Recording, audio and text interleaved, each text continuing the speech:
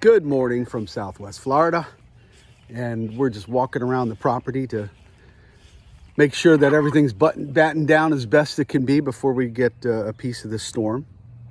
And if you're wondering why I'm wearing my big sombrero, it's because I keep Tico underneath it so birds of prey can't see him above, and this way we can walk around the neighborhood. There's a lot of trees in our neighborhood, and that's the one thing that's sad when we have a hurricane. You know, you can see all the trees that we have in our neighborhood. There are some really big ones, lots of oaks, and it's going to be sad to see if some of these lose their branches, or if we get more of a direct impact from this storm. Okay, we're back. See all the shrubs here in the neighborhood and the bushes. Anyway, it's always this time of year when these storms are aiming at us, so to speak, or they get down in that lower Gulf. And like Charlie, Charlie was expected to go in that northern path and stay west of the town, and it turned and went right in Port Charlotte. And this was years ago, but boy, the damage that caused, we saw it firsthand. It's pretty frightening. So you got to be concerned about, where you live and take precautions. And, we have our hurricane kit. We have a place to evacuate to that has hurricane windows, doors, shutters, and interior rooms. And we've got enough water and food.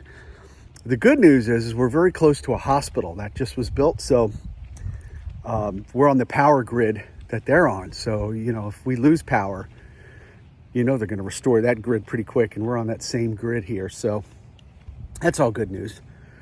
So I'm not too worried about that. I'm more worried about the physical damage that these things cause to the to the homes and areas, and it just clogs up all the contractors to get the work done. If you lose your roof, if you lose your screens, you have trees down, it's a mess for a long time. And something you got to deal with. Palm tree, it's the curse of the palm tree, I call it. Right, Tico?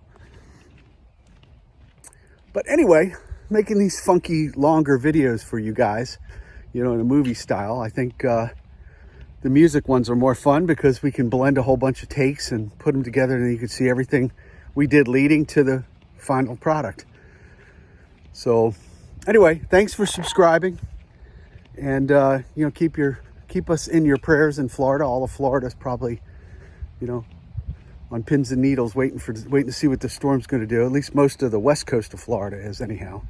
Looks like the cone is away from the Miami and the Keys.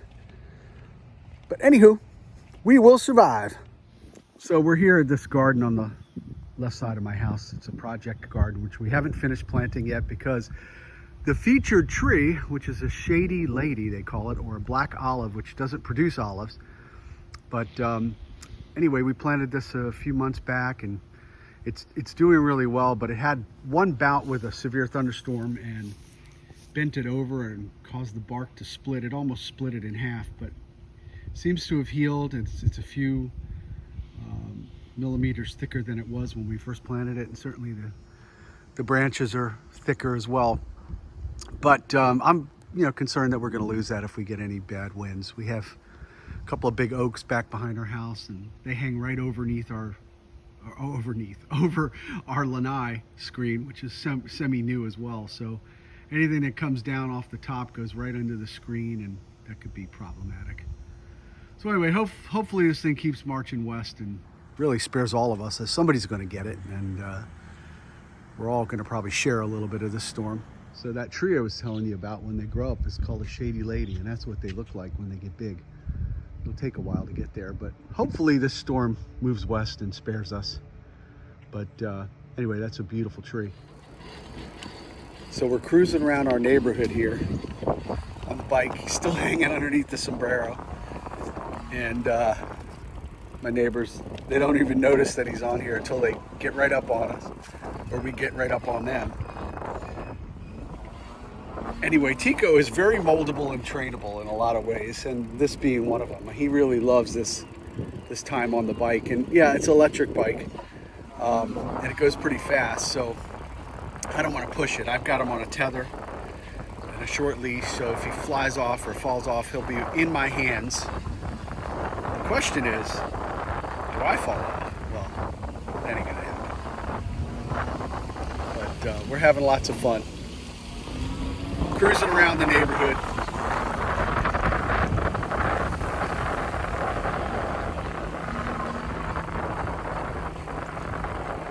We're going about 10 or 11 miles an hour, and Tico just hangs on and loves it.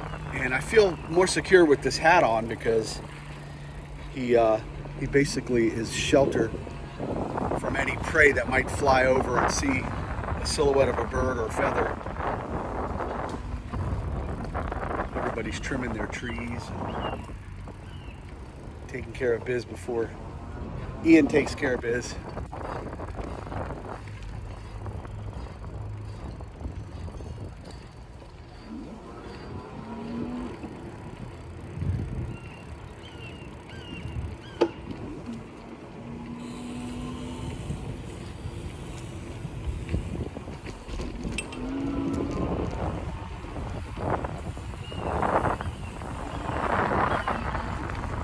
So our next song is going to be Lunatic Fringe. I'm working on that guitar part, and it should be good. And I might do that one today. Hello, everybody. I can't come over there with the dogs, but I got him he's out for a ride. See ya. My neighbors just discovered Tico.